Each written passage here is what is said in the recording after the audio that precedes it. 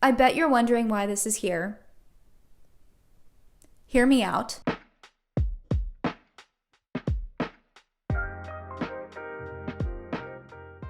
I kind of lost my mind for the entire month of November, but we are so back, and we are back with possibly a very niche but hopefully very fun video. Today I'm going to be talking about a former 2010s boy band called IM5. I hadn't thought about this band in nearly 10 years, and then I went on a YouTube nostalgia kick and one of their videos popped up on my recommended and I started orbiting. Like immediately, it was like a floodgate had opened in my brain and the memories just started coming to me. I understand that when I explain what this band is, it's going to sound like a lie. I promise you it's not. IM5 was an early 2010s boy band on YouTube that was founded by Perez Hilton and supported and promoted by Disney. Yep. So I have gathered a bunch of information and I'm going to introduce or reintroduce you to the lore and the timeline of this band. So this band is no longer together, hence the word former, and a lot of their original videos were wiped, so much of what I was able to find were reposted by fans. Also, I struggled to find concrete information about this band from that time. Like I was searching every social media site. I was like a rat deep in the sewer that is Twitter, X, searching for information. I even had to do what only an insane, desperate person would do, and that is thoroughly search Tumblr. Yes, this video brought me to doing that. My brain has rotted, okay? There is no light beyond these eyes. I was able to ultimately build a timeline anyway, but I just wanted to highlight that because videos were taken down and there isn't as much information as there used to be on the internet about this band, my timeline is mostly correct, but there might be a couple places where it's like slightly off. Also, I'm going to be talking about some tea, some beef that the band had, and I am in no way condoning any hate. I'm going to talk about this more in a second, but they were literally teenagers just acting like teenagers, and I know that if I were held to the dumb shit that I got up to as a teenager, it would not accurately reflect who I am as an adult. I just want you all to keep that in mind. This is just for fun and for the lore, and this is not an invitation to incite any sort of unfair treatment or hate online. So like I said earlier, IM5 was founded by Perez Hilton, but it was also founded by Jamie King and Simon Fuller. Perez Hilton, as we all know, is this American media pop culture personality / blogger. Simon Fuller is the creator of American Idol, and Jamie King is a tour director and producer. In 2010-2011, they decided that they wanted to create a boy band out of America's best young male talent. Like, reminder that this is the era where we're bringing back boy bands because they used to be popular in the 90s. Like, this is the era of One Direction, The Wanted, Big Time Rush, etc. So they do a nationwide talent search in major cities like LA, Miami, and Dallas. Over 30,000 young teenage boys auditioned and they picked 5 guys. I feel like just telling you guys the names of the members isn't enough to introduce them, so instead I'm going to be doing this college freshman orientation style, and I'm going to give you their name, their age, where they're from, and some random fact I found about them on the internet. So the oldest member is Gabe Morales. He's born in 95 and from Miami. A random fact about him is that he's friends with Corbin Bleu, and I was not able to find how they know each other. Gabe is also an actor, and he was on Shake It Up for like an episode, but there's no connection there, so I don't know. Next is Dalton Rapatoni, born in 96 from Dallas, and a random fact that I found about him is that he once said that his short-term goal for IM5 was to be on every girl's pillowcase, long-term goal world domination. Next is Cole Pendry, also born in 96 from Midlothian, Texas. A random fact about him is that he was on Criminal Minds like 15 years ago. One thing I will note is that a lot of people used to ship Cole and Dalton a lot. Their ship name was Colton, and they're kind of like a Larry adjacent. I'm not going to be talking about that because they were teenagers, they're real people. I didn't really engage with that then, and I don't want to do that now. Second to last is Will J, born in 96 from LA, and a random fact about him is that he's written songs for a lot of other artists. One that you might have heard is Overwhelmed by Royal and the Serpent. He's also written for NCT 127 and for Taemin from SHINee. So really protect this man at all costs. And lastly is Dana Vaughns, born in 98 from Pittsburgh, and a random fact about him is that he was a Kidz Bop kid for 2 years. And I just want to say that they were introduced to the world when I was entering middle school, so naturally I just really liked them. I was young, I was one of those internet gremlins on Tumblr, so I was their target demographic. I think my favorite members were, I like them all, but I think my favorites were Will and Dalton. Will because he was like the shy person in the group and I related to that. Why did I like Dalton? I don't know. He wore eyeliner, I was in middle school, and he quoted Emily Dickinson.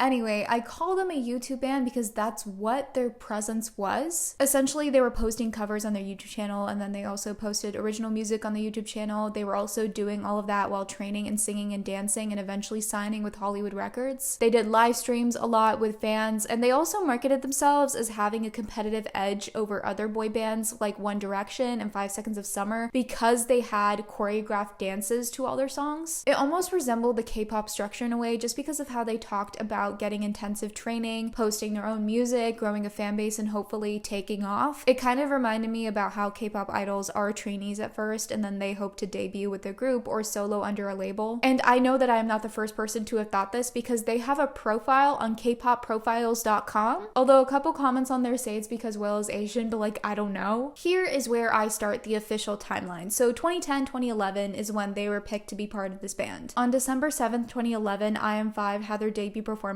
as a group at the Youth Rock Awards with an original song called Say It. Honestly, I don't remember the song at all because they never released it on YouTube. Like, any version of the song online is just a live grainy version taken from someone's iPhone 4 from this night. So I think I've heard this song like twice. But like I said, they posted a lot of covers on YouTube, and at the beginning of their run as a group, they would often post mashups of popular songs coming out at the time. One that lived rent-free in my head when I was younger was their mashup of Call Me Maybe by Carly Rae Jepsen and Payphone by Wiz Khalifa and Maroon 5. I think one of their more iconic and better known covers from this time though was their cover of It's Gonna Be Me by NSYNC. I'm about to say something so insane, like so bizarre and insane, but I'm hoping that this is a safe space for me so I can come out and say it. I learned about NSYNC from IM5.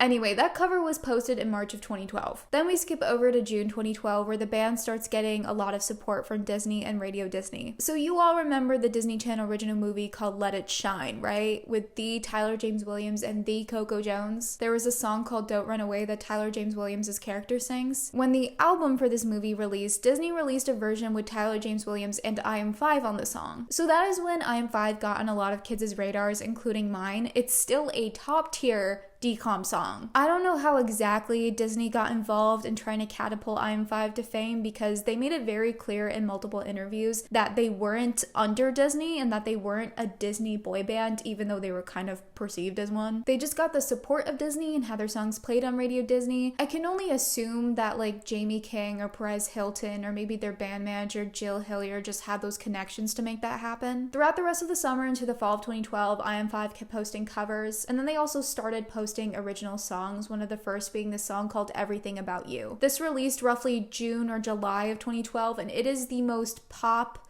teen song you will ever hear. Like, you guys remember when peace signs were a thing, where wearing something like this was fashionable and having pool parties and music videos was really popular? Historians are shaking. The song was fine. It was a very pop song with 5 guys singing about liking everything about a girl, so it's standard. Then they released this song called Zero Gravity shortly after, and it was like a darker, edgier, pop, EDM-ish kind of a song. And by the way, I have no clue who's writing these songs. In an interview way back when, they said that they occasionally wrote the lyrics to some of their songs, so it isn't mainly them writing. Also, I assumed it wasn't them writing their own songs because I low-key feel like they would have written better lyrics. Sorry to whoever wrote these songs, okay? But the lines, "You're the moon girl, look how you light up the room girl," and "You're the starlight girl, I could stare at you all night, send me." And I do want to clarify, by the way, that yes, anything geared or marketed towards young women or young girls has been historically shat on because we do live in a culture of misogyny. I'm not trying to play into that by poking fun at their music. These guys have talent, and if you liked them 10 years ago like I did, welcome bestie, I am with you. Anyway, later in the fall they released a song called Go. It has a similar vibe to Zero Gravity, but there's no official music video for it. They just released a video where the studio version of the song is played over a live choreographed performance, as far as I know. The highlight of the song really is just all the traffic metaphors, like "I'm running for your love through the red lights, I'm on a mission and your heart is the finish line, give me the green light." I mean, this is poetry. Walt Whitman found dead in a ditch. Right after that, they released a song called Into the Night, and the music video is just them dancing on a random rooftop. They suddenly had zero budget because it was like they had a press day and their bosses were like, "Okay, now go to the rooftop and put on this leather jacket." Also, don't ask me to analyze these lyrics because I don't know, man. And then to conclude the timeline of 2012, they released their holiday mashup, except it wasn't released on their YouTube channel. It was released on Celeb Secrets For You. I don't know why. I don't know how we got here, but it's still up on YouTube. The video did considerably well. I mean, it's fun. It was also the year of mashups and lip sync videos, so it checks out. Now we're into 2013, where they released a song called Rest of Our Lives in March. The full music video to the song was in their dance practice room. The way that they were given zero budget, like there was more time and money spent into whatever the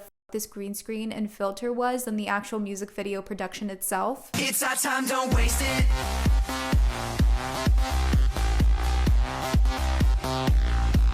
Anyway, no comment. I'm just gonna leave you with that. Now we're entering the era where they got relatively a lot more popular. I didn't know exactly where to put this on the timeline, so IM5 did a collaboration with Bella Thorne. She's a Disney Channel alum. She was on Shake It Up with Zendaya. They did a song together called Can't Stay Away. Apparently the song was out on YouTube in 2012, but they only released the music video for it in 2013, at least according to IMDb, and also from all the reposts on YouTube. The song was promoted by Disney Channel, promoted by Radio Disney. It did really well on YouTube. The song is still a bop, I'm not gonna lie to you. Like, it for real changed the lives of so many preteens. So that collaboration definitely made them a bit more well-known, and the other thing that made them more well-known was their collaboration with Todrick Hall for Disney Dudes. Like, if you're watching this video learning about IM5 for the first time, there's a chance that you might have seen this video and know their faces from that. At least with my friends, when I explain to them that they're the Disney Dudes, they instantly know who I'm talking about. So Todrick Hall, if you don't know, is an American singer, choreographer, and YouTuber. Disney Dudes was a musical mashup that combined popular Disney songs with a modern twist, incorporating elements of R&B, hip-hop, and pop. It was produced by Todrick, it was posted on his channel, but it included all the members of IM5. The concept revolved around a group of guys, played by all of them, who find themselves magically transported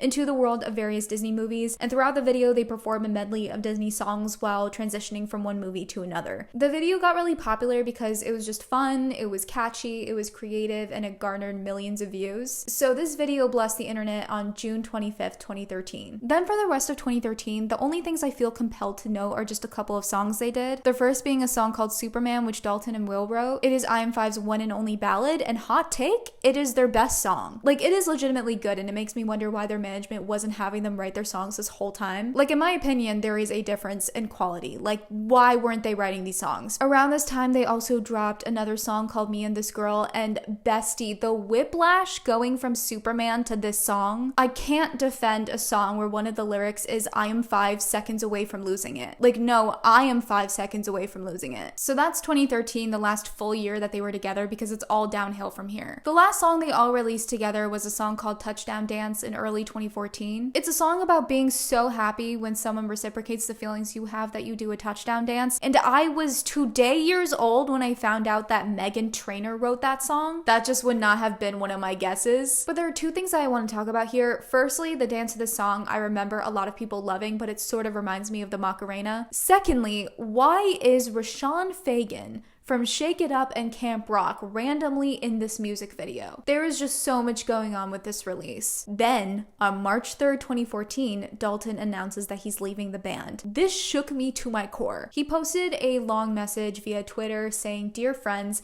it's with mixed emotion that I tell you last night was my final performance with IM5. It has been an amazing journey that I will forever be grateful for, but it's time for me to move on. To be clear, I am now and will always be a huge fan of the guys as a group and also as individuals, but as a performer, I feel called to change directions. I'm not completely certain where I'm headed or exactly what I'll be doing. I want to thank you all for your incredible support over the last 3 years, and I promise to work my hardest to earn your support moving forward. I have been so blessed to be a part of IM5, and I leave with a heavy but thankful heart because these guys have been my family through good times and bad. It's been such a tough decision, but I feel like it's right for me, and I hope everyone will understand. I wish Will, Cole, Dana, and Gabe nothing but success as they move forward without me. It's my understanding that IM5 will continue on, and it's my hope that you'll keep supporting them as they grow to become the biggest boy band in the world. Much thanks, DLR." At first, although sudden, it seemed amicable. Will and Cole, at the very least, tweeted back supportive messages. The IM5 account also tweeted back a very short but still cordial message. But then about 2 weeks later, on March 20th, 2014, the IM5 Twitter/Instagram posted this picture with Dalton cropped out with the caption, "Talk about a flashback,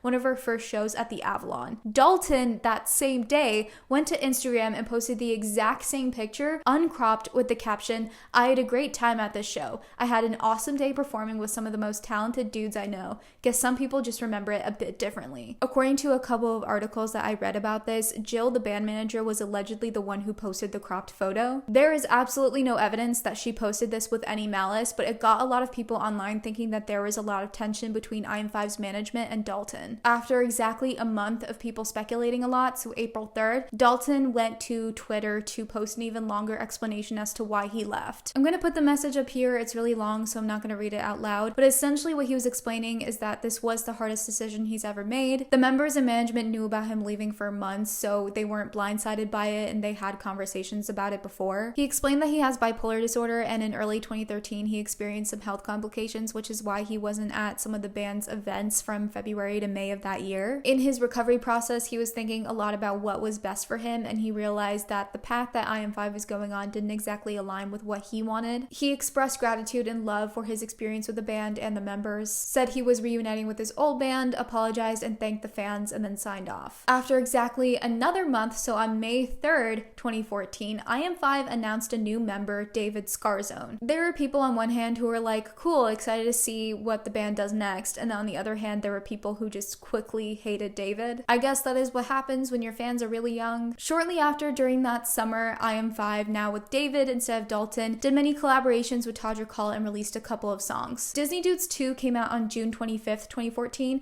and Disney Dudes 3 came out on July 8th, 2014. It is a bit chaotic because the whole premise of Disney Dudes 2 is Dalton leaving and them needing to find another Disney dude, and in the final Disney Dudes, David is a part of them. They also did this other multi-part series with Todrick Hall called Bandcamp, and those videos were a series of musical parodies that satirically reimagined popular songs, artists, and cultural references within a camp setting. Those videos were a sign of the times. Like, they were there to cash their checks, and I respect it. The singles that they released this summer were Get to Know You and Heartless, both crediting Will as a songwriter. And again, they should have had him writing songs at the beginning because there is a very clear difference between those songs and I Am 5 Seconds Away from Losing It. So because they had so much going on that summer, everyone thinks they're fine. It's sad Dalton left, yes, but this is what the band is now. But on October 20th, 2014, IM5 tweeted this tweet saying, IM5 is currently under reconstruction. Please stay tuned. That same day, Dalton and David hang out, and everyone's like, what is going on? Then on November 13, 2014, David announces that he's leaving the band. Dalton tweets back at David's announcement saying all the cool kids are doing it. So David was only in the band for roughly 6 months, and everyone's like, okay, I guess that didn't work out. There's just going to be 4 of them now. Also, for a while, everyone thought that the Reconstruction tweet was about David leaving, but apparently it wasn't, which some fans believe and some fans don't. And then on December 16, 2014, Will announces that he's leaving the band. So rumors start flying. At this point, Dalton was only talking to Will and I guess David, and after those two left, he spilled some tea. This is the point of the lore where I use Tumblr as a resource because Dalton's tweets are no longer up and people didn't repost them. So I'm going off of my own memory and what other people were saying on Tumblr at the time when this was all going down. So just know that and take this with a grain of salt. Everyone believed that after Dalton left and after the cropped picture incident, animosity between Dalton and other members of the group, excluding Will, just escalated. From Dalton's tweets, people learned that Will was the only member of the original group that he was still talking to, that Jill, the manager, was allegedly really controlling and awful. Cole and Gabe were often really awful to Dalton as well. Then fans went online and shared their own experiences, which caused even further speculation. According to these fans, it seemed like they were signs of tensions that were beyond Dalton's departure. Allegedly, David and Will faced criticism for hanging out with Dalton from the other members. Fans also speculated that conflicts weren't solely due to management, but also other interpersonal conflicts that had nothing to do with Dalton. Like, one fan went into detail on Tumblr about witnessing Dana and David fight right before a concert and then the concert was delayed, which could be just an insane level of delusion. Like, I can't confirm any of this. It seemed that David and Dalton's departures in particular were not amicable because they were immediately removed from the merchandise. All the other members, excluding Will, unfollowed them very quickly as well. Will, on the other hand, said multiple times that he had no bad blood with anyone. I remember at the time people took the alleged claims about the interpersonal conflicts with a grain of salt because A, there were just a lot of missing pieces to that, but also B, they wanted to believe the best of these boys, which makes sense. Like, again, this is all alleged.